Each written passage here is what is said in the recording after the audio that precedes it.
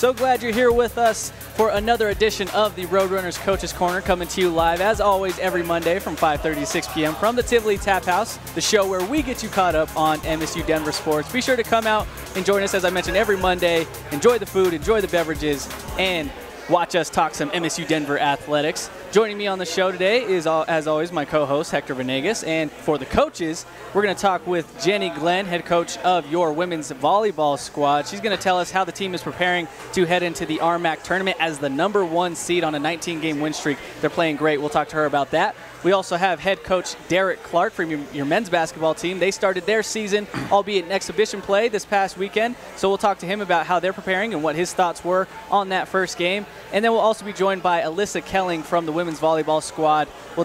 She'll tell us how they're preparing to go into the RMAC tournament. But before we get to all that, it's time to recap the weekend that was in MSU Denver sports. Starting with basketball, head coach Tanya Javi and her squad tipped off their new season at home this past weekend. They first pulled off the upset over defending national champions Lubbock Christian on Friday. Georgia Ordorf recorded a double-double in the 67-51 win, but the Roadrunners couldn't make it back-to-back wins following the Texas A&M Commerce in the waning moments the following night. Brianna Weiss hit the basket to put her Lions up by 1. MSU Denver had a few chances at the end, but couldn't get them to fall, and the Roadrunners are now 1-1 to begin the new year. Keeping it hoops related, the men's basketball team hosted Colorado College in exhibition play this past Saturday. Chris Martin led the way for his Tigers, scoring 17 points and pulling down 16 boards. But Coach Clark's offense had way too much firepower for their opponent. Sunday Detch got things going for the Red and Blue, scoring 21 of his 24 points in the first half. And it was a scoring from Cameron Williams, who paced the offense in the second half, scoring 14 of his 24, most of all from the three-point range. Roadrunners would go on to seal the victory 83-59. And finally, we look back on the regular season finale for the volleyball team. They welcomed in Colorado Mesa to the Auraria Event Center last Tuesday and completed what they started 2 months ago, defeating the Mavericks 3-0 to go 18-0 in RMAC play. It was the first perfect conference season in program history, and they earned the #1 seed in the RMAC tournament. Santasia Sturgis and Ryan Herderman led the squad with 12 kills each.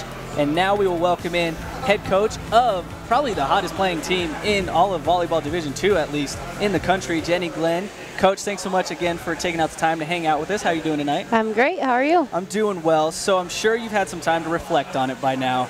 But how cool is this accomplishment for you guys? And I guess how realistic did you think this goal was back in September when you're playing? I mean, obviously you don't set out to go perfect, but when you started to get to a certain point, was there ever a moment where you're thinking, okay, maybe we could actually go undefeated in this thing? Yeah, early on we made a goal. The team kind of led our goal session, right, you know, with some guidance, but they made a goal to go undefeated on our home floor. So that was kind of the undefeated portion. We never set a goal to go undefeated in conference, but I think that shows the just resiliency of this team and their composure in the tough moments. You know, whether we're on the road or we're home, it really doesn't matter to this group. And so I think that shows a lot, and it's a huge accomplishment. Now, as a coach, obviously your team is just probably beyond ecstatic to achieve something like this. Do you kind of try to, because you don't want to get too high, do you try and tamper that enthusiasm, or do you just let them kind of indulge in this as they go through this experience? How do you handle that as a coach? Well, we always talk about our window of celebration and our window of disappointment. So whether we win or lose, you know, we want to have a small window where we get to either enjoy and celebrate or kind of reflect on it and be upset about losing and then move on. And so, you know, we gave them that time for celebration even as we went into practice on the next day. Actually, we took that day off. So the following day, we just had a moment to kind of reflect and reminisce on the moments throughout the season and then kind of turning that next page, because it is postseason, which is the start of a new season for us. So last Tuesday's match was the only match you had for that week. Didn't have anything over the weekend. How crucial was it to kind of get some time to rest up, maybe heal some injuries for the squad as you prepare for the RMAC tournament? Yeah, it was nice to have that little bit of break. You know, in reality, it's just a week between matches, which is what our normal situation is, but to have to play last weekend would have been a long stretch, especially because we're continuing to play the same players. You know, we don't go into our bench as much maybe as other teams do. So it was nice for them to get a break, you know, with the flu and those things going around, just to get healthy and get caught up on school so that they can focus on volleyball in the next couple weeks. So up next, as we mentioned, for your team is the RMAC tournament. As a head coach, from postseason to regular season, how does the mentality change for you, and do you change maybe how hard you are on the girls in practice, or what things do you try and tamper with? That's a great question, because I'm trying not to change too much and constantly reflecting on how I'm approaching it. But you know, it's a new season for us. We talked about preseason kind of set the foundation for regular season, and now this regular season accomplishment has set the foundation for postseason. But in reality, everyone goes into postseason 0-0, so it's going to be whoever can kind of stay tough in late November, that's going to win. So now you play a familiar foe in the first round. You'll take on CSU Pueblo. This will be the third time this season. Obviously, you swept them in both meetings to help go undefeated.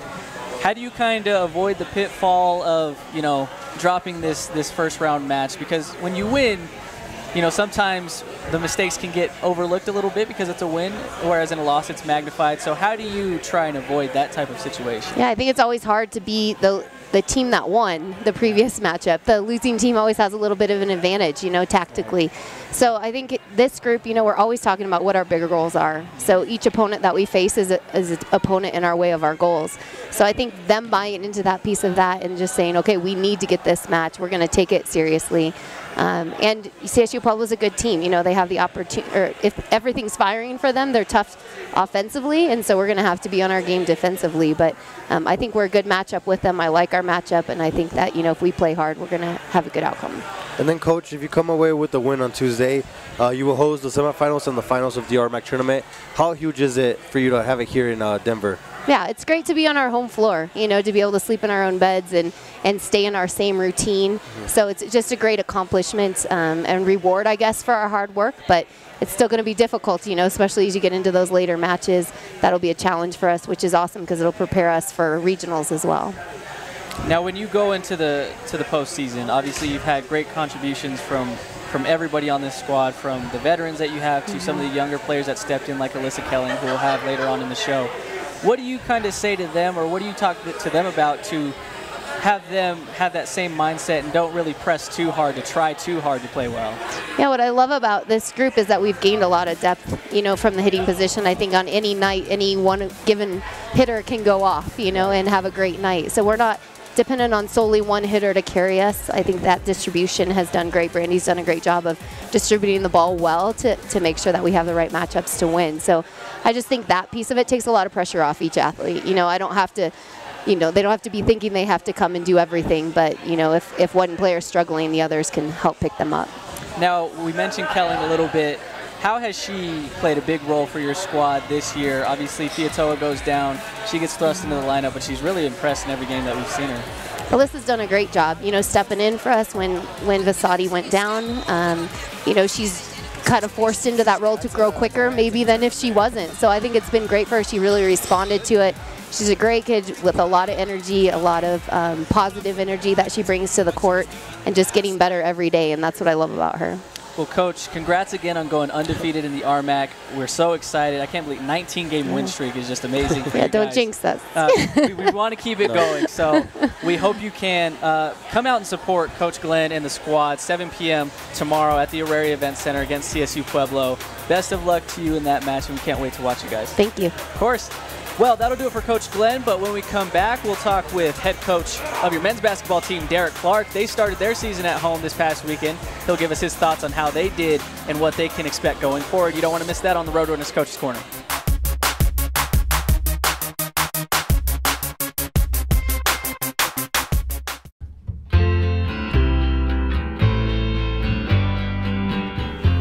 I pledge. I pledge. I pledge. To identify situations in which sexual assault may occur. To recognize that non-consensual sex is sexual assault. I pledge. I pledge. To create an environment in which sexual assault is unacceptable and survivors are supported. To intervene in situations where consent has not or cannot be given. Hi, I'm Tyrone Braxton. I won 2 Super Bowl rings and was an all-pro safety. But I wanted to do more with my life. I knew I wanted to help people, and MSU Denver helped me figure out my next steps. As a case manager at the Mental Health Center Denver, I'm helping people re-enter society. And this is so much better than those 2 Super Bowl rings. I reinvented myself at MSU Denver. If I lose, I'll respond with respect.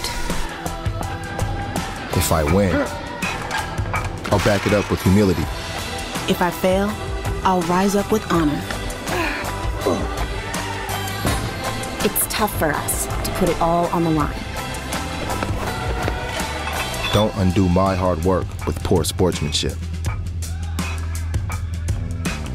Respect. It's the name of the game.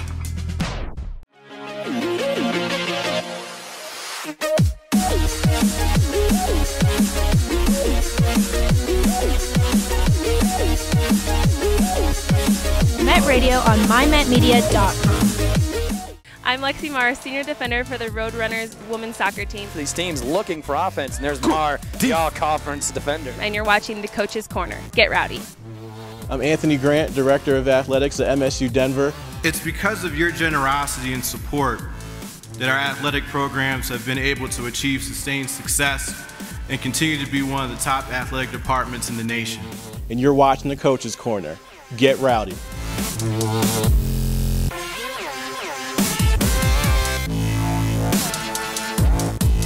Welcome back to the Coach's Corner. Stephen Priest, Hector Venegas here with you. We are now joined by head coach Derrick Clark of the men's basketball team. Remember to keep up with Coach Clark and all the MSU Denver squads at roadrunnersathletics.com for the latest news, info, and highlights.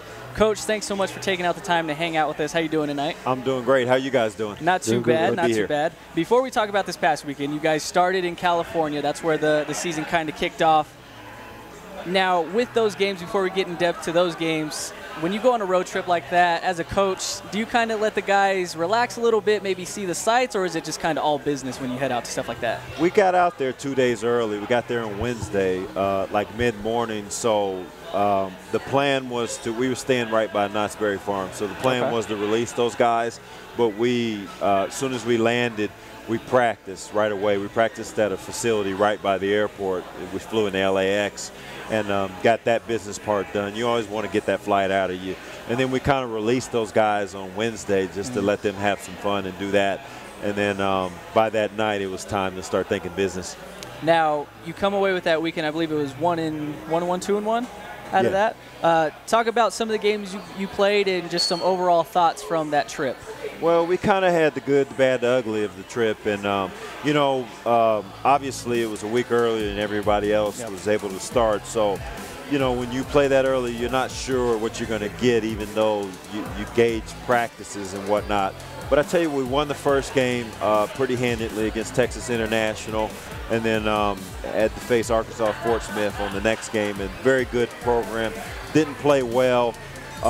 Don't know what to attribute to that. Some of it may be just the first time playing a back-to-back this year. But third game, we got our energy back up and played really well and beat a good Azusa Pacific team. So, again, the mission was to go out and play against good competition, and we got that, certainly, and to come out with 2 wins in that thing, pretty satisfying. Now you go from regional games to back home. You're playing some other conference foes. Obviously, Colorado College is just an exhibition game, but you only had 1 game on the docket this week. Is it kind of different to prepare for? Is it more beneficial or maybe a little bit different, whereas you usually play 2 games? How do you go about that as a coach? Well, that was planned out in advance to have that exhibition. Our thought process was playing a Friday, Saturday, Sunday. We didn't want to have 2 games or, the following week. Just a little bit of recovery, and not that we're looking past Colorado College, and it's another opportunity because it's an exhibition to get some of your bench, quality minutes, because you're going to need those guys down the road, But playing a Friday, Saturday, Sunday, back to back, it takes a lot out of you, and then to fly back, on Sunday night. So the Colorado College game was an opportunity for us just to kind of catch our breath, so to speak. Well, let's get into that Colorado College game just a little bit. It was this past Saturday. You've come on here and you've talked about a lot of the great players that you bring in, 6 new faces. One of them was Sunday Detch. He showed his incredible upside in that game, scoring 21 of his 24 points in the first half, getting after it defensively, shooting from beyond the range, getting in the paint. What did you see from him that was really impressive? Well, I tell you, so far he's been as good as advertised. He, as you watch that game unfold, and we talked about that this morning, in practice, just some of the positives with that game, but he asserted himself right off the bat. He scored our first 14 points, and it's not like, after you score the first 6, 7, 8 points, people probably pay attention to you in terms of your opponents, and they still couldn't stop him. And he did it in a variety of ways. You saw him step out, make a three. He got to the free throw line. You know, he posted up. On top of that, I believe he got 9 rebounds, and he had 4 assists and no turnovers. So that's kind of what Sunday is. He's an all-around player, and he showed his value in that game. Now, another player that exploded onto the scene was Cameron Williams. 10 points going into halftime. Yeah. Then he comes out and he's on fire from 3. Had 24 to finish the game.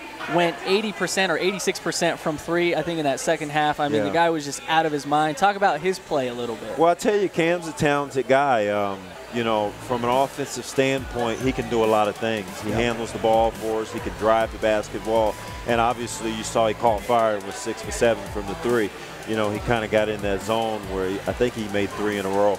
You know, but he's hard to handle because he can do a lot of things. He actually is like Sunday Part B on the perimeter, though, because he can do a lot of things. But what I like about Cam is he's a physical defender, too. You saw him a couple times play the basketball very tough and get steals, and he had 6 assists, too. You know, so he had a really all-around game, and he just kind of showed that he's going to be a force to be dealt with when we get to RMAC play. Now, you mentioned those steals. There was one steal in particular. I got to ask you about this one.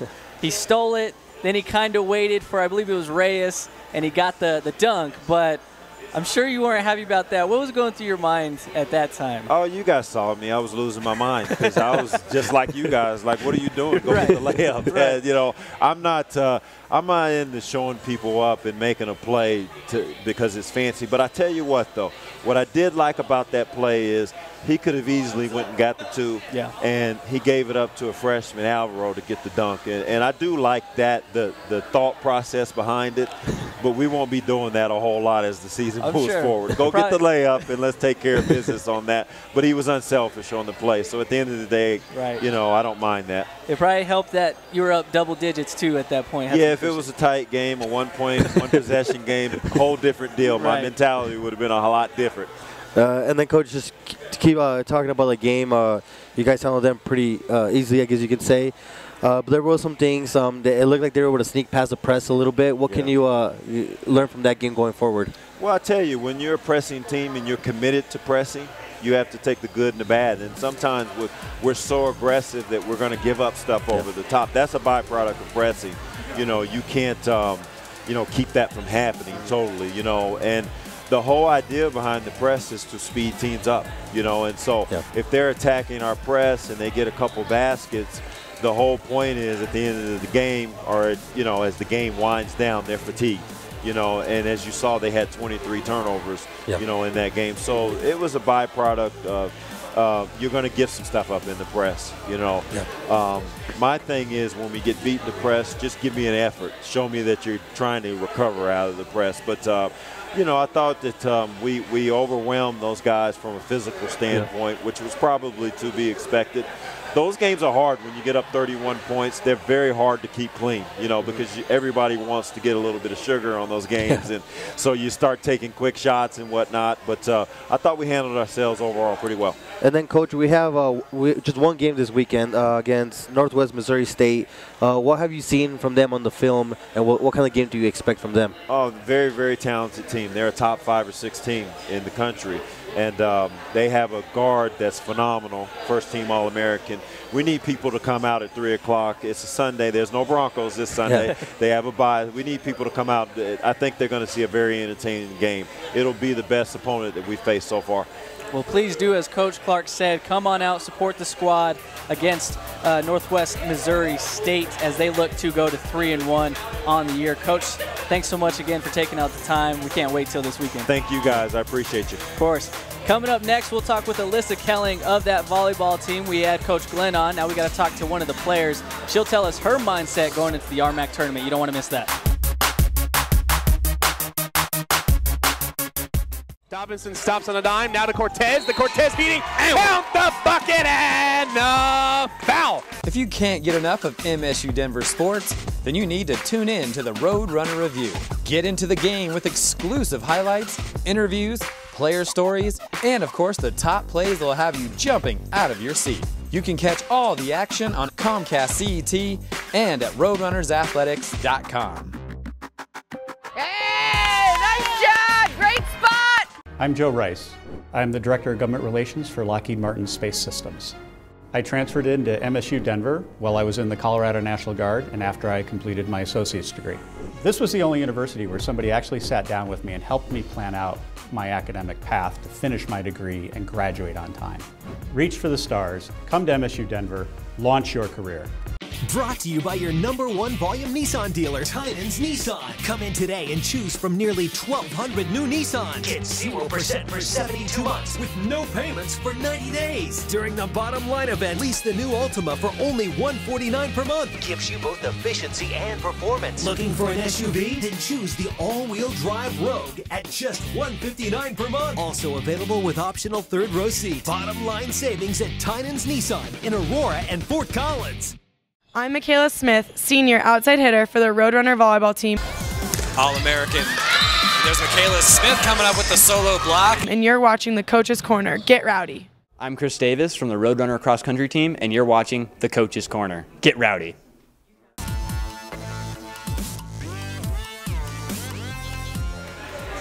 Thanks for sticking with us here on the Roadrunners Coaches Corner. One final interview to go for this edition of the show, and best for last, player. We always love talking to the players. Today we are joined by Alyssa Kelling from your women's volleyball squad. Alyssa, thanks so much for taking out the time.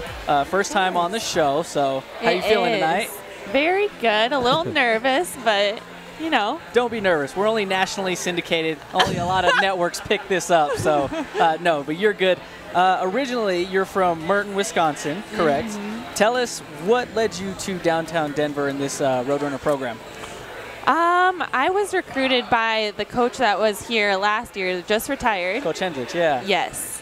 But yeah, I'm definitely from a small town, so like coming here, I was just kind of in awe of the whole city. Then having the mountains and outdoor aspect, I just fell in love with the place, and so I decided to come here. Well, we're very thankful that you came here. You've played a huge role in the squad, kind of thrust into that role when Fiatoa went down. We've got to see your talent, so it's great to see you. But we got to ask you, how exciting was it for you and your squad, 18-0 in the RMAC?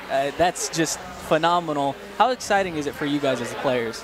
It's so exciting, but we're trying to, Coach Jenny has this policy that after each win we have 30 minutes to kind of reflect and celebrate, and then if we were to do bad, we would have 30 minutes to reflect and like get down on ourselves, but then we have to focus on the next game. So that's kind of what we're doing right now. We're preparing for the RMAC tournament and focusing on the next game, but yeah, definitely exciting. Never too high or too low, but we as the fans will continue that celebration for you guys.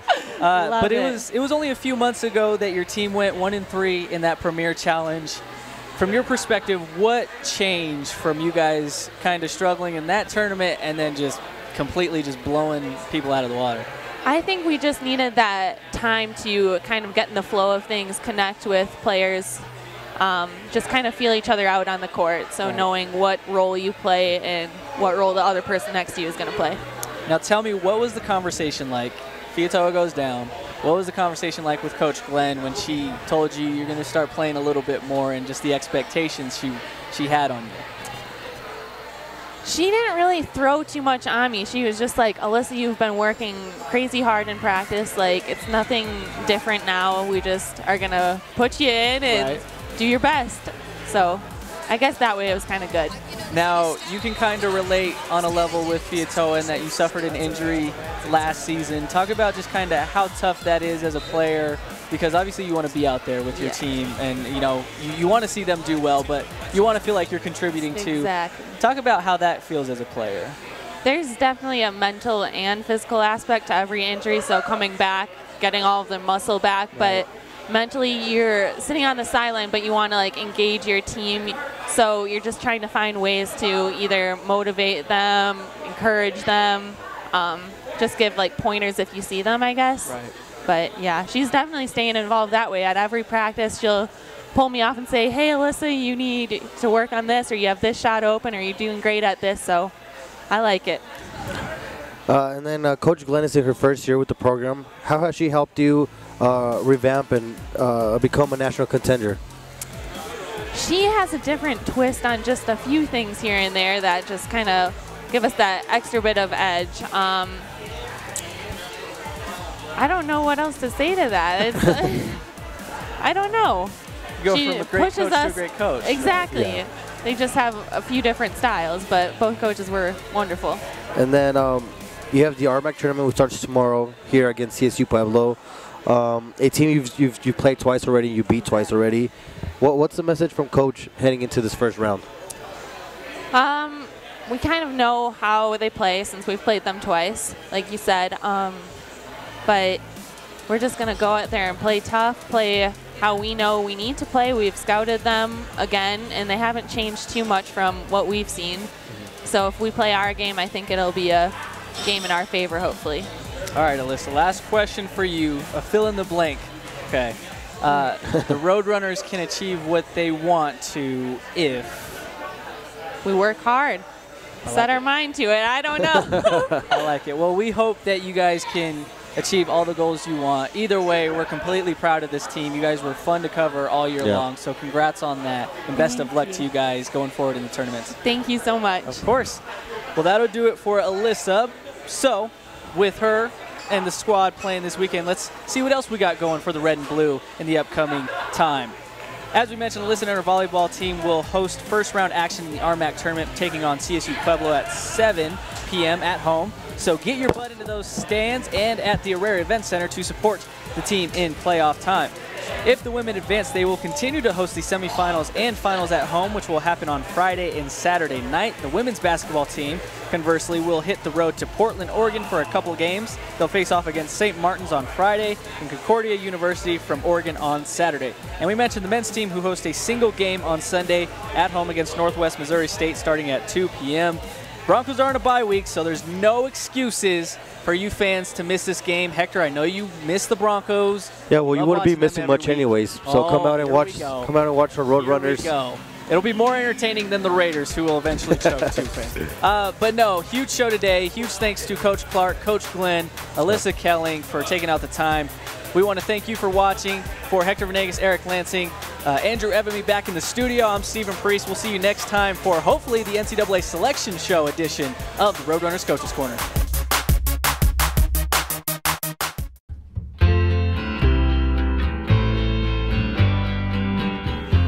I pledge. I pledge. I pledge. To identify situations in which sexual assault may occur. To recognize that non-consensual sex is sexual assault. I pledge. I pledge. To create an environment in which sexual assault is unacceptable and survivors are supported. To intervene in situations where consent has not or cannot be given. Hi, I'm Tyrone Braxton. I won 2 Super Bowl rings and was an all-pro safety. But I wanted to do more with my life.